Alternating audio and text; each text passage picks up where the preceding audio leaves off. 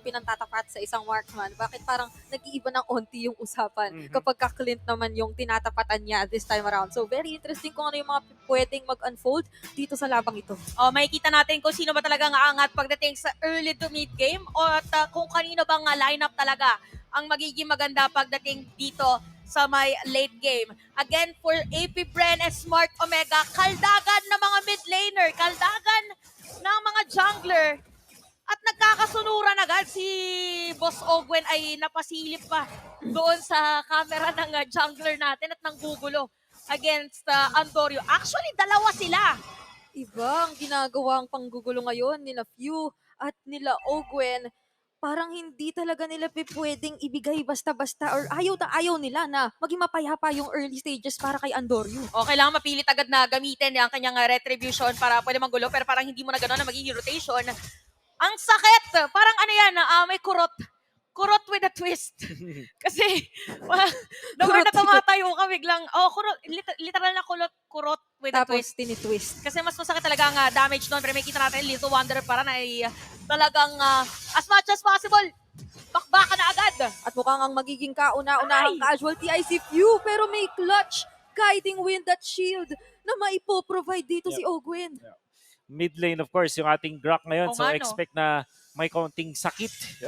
Going for the concussive blast, eventually, later on, baka mag-physical damage item siya. So that, pag gamit niya ano kanyang wild charge, masasaktan talaga, go hit doon kay Kelra. Pero parang nasasaktan din si Chakno nung moment na yun. So, more on aggressive type ang ginagawa ng AP Bren para sa game na to. At paano ba ang laning sa may XP lane? Fred Rin Fusion, parang hindi na kasi ako sanay na Fred Rin yung yung XP mo I think even lang. Kumbaga, wala nang nagkamali na lang talaga, tsaka lang makakuha ng isang kill. Especially kasi sustain yung pinili dito ni Ryota going for Brave Smite. So, parang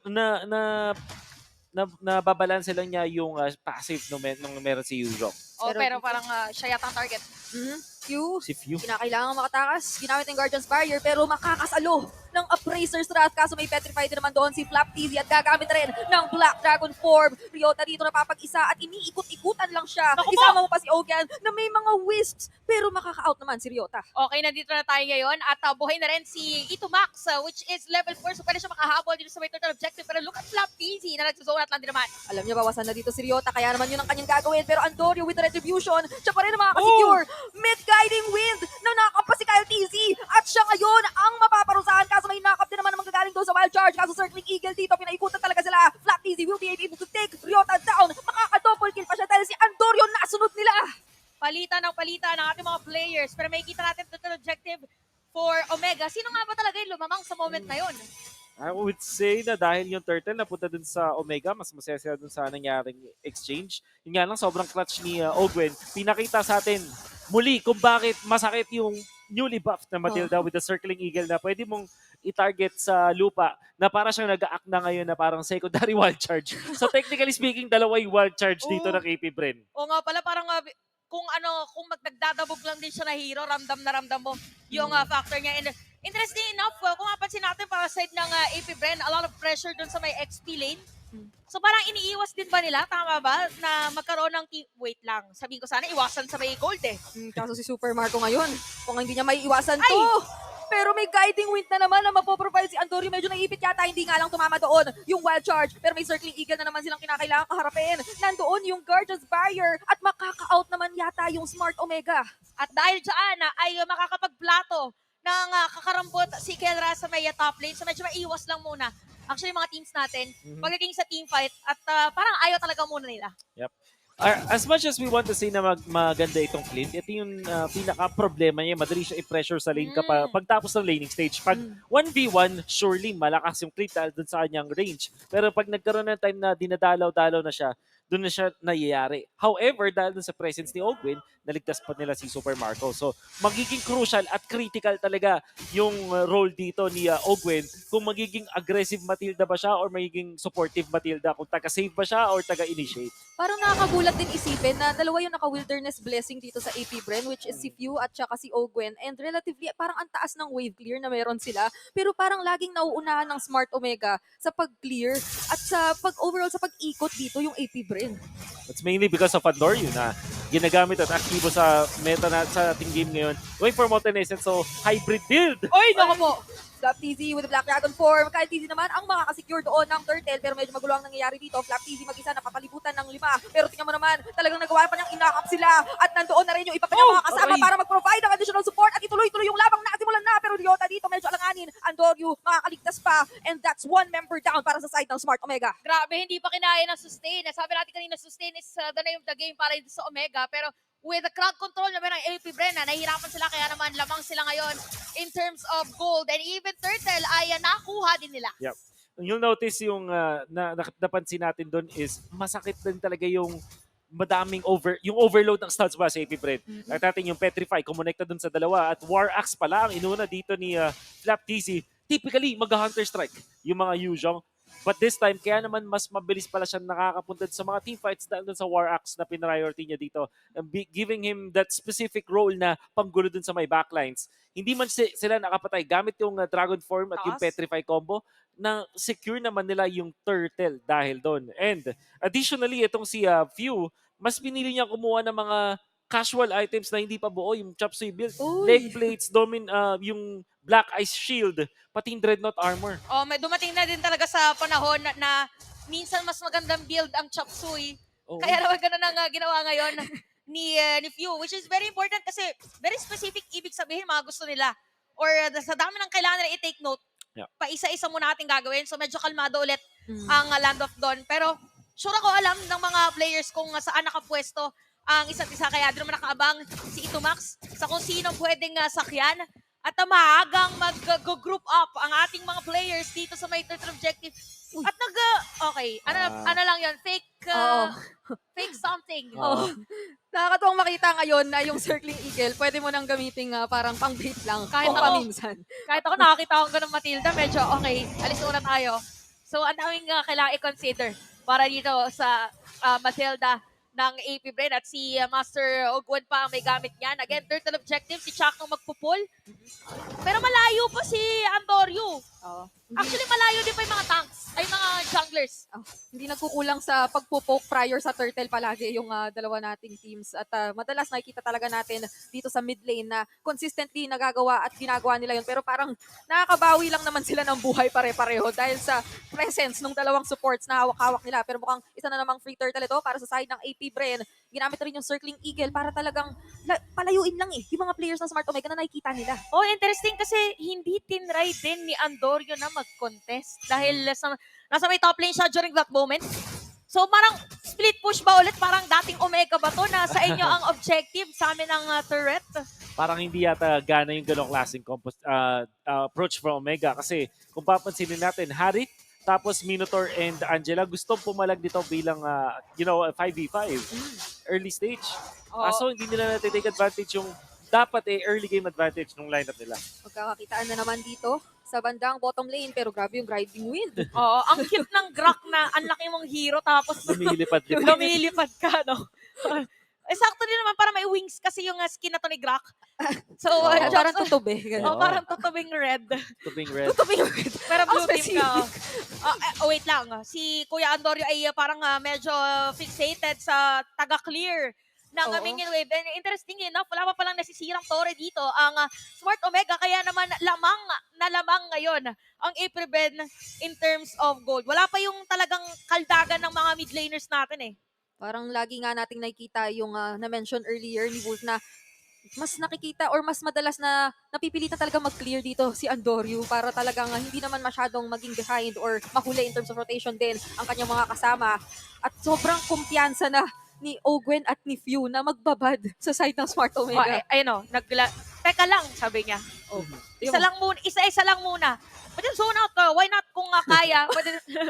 Ang cute talaga. Ang cute talaga eh. Ang gandang combo talaga ng Matilda Grak. Wait lang. Razor's Wrath, binagsak na doon. Pero hindi naman maiiwasan din kahit papaano ng napakalikot na Kyle TZ na kanina pa talagang nagagawa ang makapag-attack. Pero tingnan mo naman doon, si Chuck rin yata hindi na makakagalaw. Nandiyan na yung Zaman Force na magmumula kay Kelra. Pero makaka-out lang yung iba at sinundan na nga sila dito ni Flap TZ with the Black Dragon Form. Petrify right under the turret. Pero hindi naman nila masyadong i-commit. Nandiyan pa kasi din yung Heart Guard. At kinakailangan nila mag-ingat kahit papaano. Pero si Few yata rito yung gustong pawian. naman. Pero, ito na ba yung chance para makapag-turtle? Lord na Ay, nga Lord. eh. Lord na pala to. Lumaki na bigla sa sobrang haba na naging teamfight natin kanina. Parang Torre talagang gustong gawin ng Omega dahil konting kembot na lang. Actually, nakembotan na nga yung may middle lane. So parang talagang nagsasike lang din ang Omega ngayon para sa ating game. Inaantay at kompleto ang spells. Ay hindi, wala si Etomax na Flicker, pati si Pew. Pero mayroong wild charge.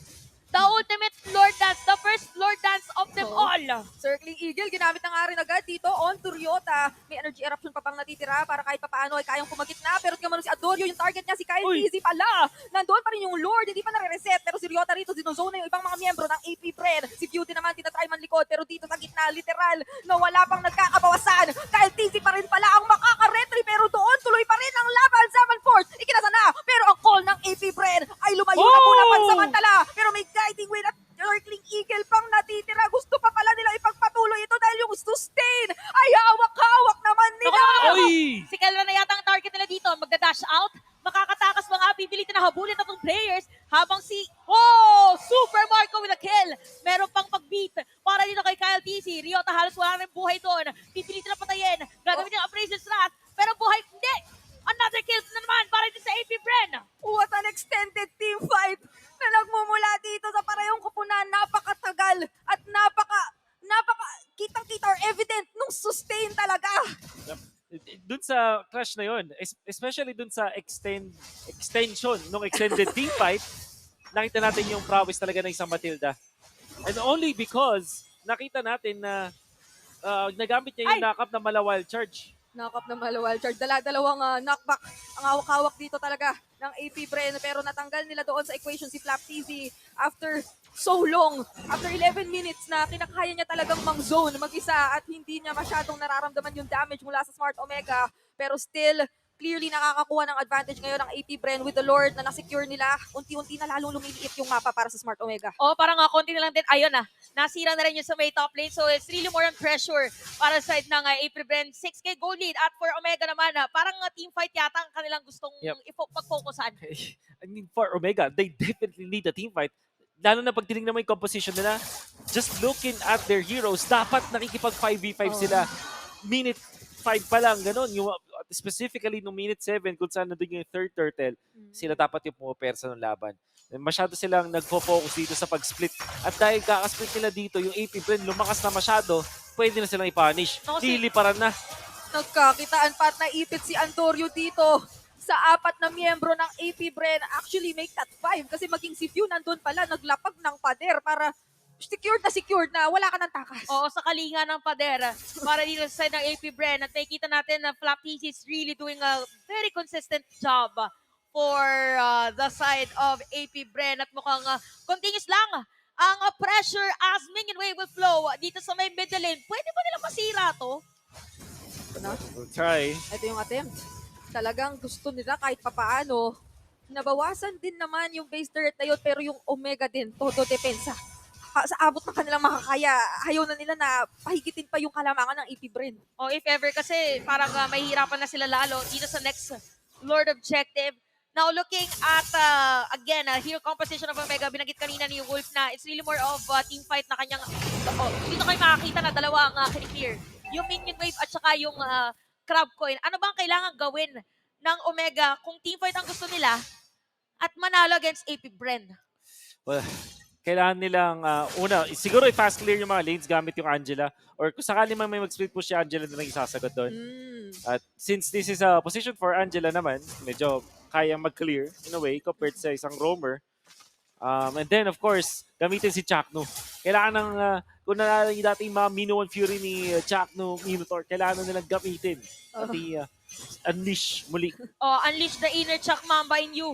Parang yan ang kailangan ngayon ng Omega. Pero for AP Bren, kabisado na rin nila kung paano isi-zone out mga players ng Omega. Kaya na makalahati na ang buhay ng Lord. Kanya-kanya zone natin. Even Ryota yung nagtatry magkaroon ng entry point. Ayaw nilang palapitin.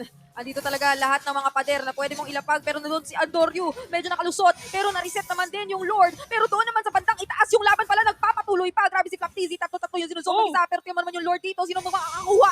Kyle TZ pa rin naman. Habang ang sabi ng AP Bren, ipagpapatuloy naman natin yung laban. Grabe yung range! Nawak-awak ni Super Marco. At mukhang hindi pa nga gustong mag-out dito ng AP Bren. Pero mapipilitan na sila kahit papaano. Wow, grabe. Pangalawang beses ginamit ni Super Marco yung strike ng isang cleat na pwede kang umatake sa akin para may Beatrix Sniper. Kumbaga, Ramdam mo eh. ramdam mo at masakit-sakit din. With 11k gold, napakataas na ng damage output niya. Naka-BOD pa siya, so talagang kaya mang one-hit as you saw. Kanina, yung Uy, narangan! grabing harang. Iba yung damage na meron na ngayon sina Kyle TZ, pero si Kelra naman ay mabubuhay pa din. Iba na yung damage nila ngayon. Oh, si Rayo Torres sa may top lane. And talk about damage. Kitang-kita na natin yon for the side of AP Brand. With, wow, 12k gold lead. At si Ryota pa nga dito ay mapipilitan na umuwi. Mapipilitan din ditong tumepensa ang Omega. Pero bottom lane, dadaan yung Lord. Hindi na inantay pa yung kanyang pagkalda. O medyo nalito, babalik. Okay. Back to the ball game ang Lord natin. Omega, makakalipensa ba? Hindi na rin siya sure kung ano yung mga pwedeng mangyari dahil nandito rin yung Black Dragon form. Zaman Force, ikinasa na para pilitang dumepensa. Pero tingnan mo naman yung damage output na hawak-hawak ng AP Bren. Isa lang ang kanilang pinofocus, Super Marco. Lumulusot na naman ang kanyang mga bala. At mukhang makaka-double kill pa siya habang yung ibang mga miyembro, isa lang ang kanilang pinagtutuunan ng pansin. AP Bren takes game number 1. This winning moment is brought to you by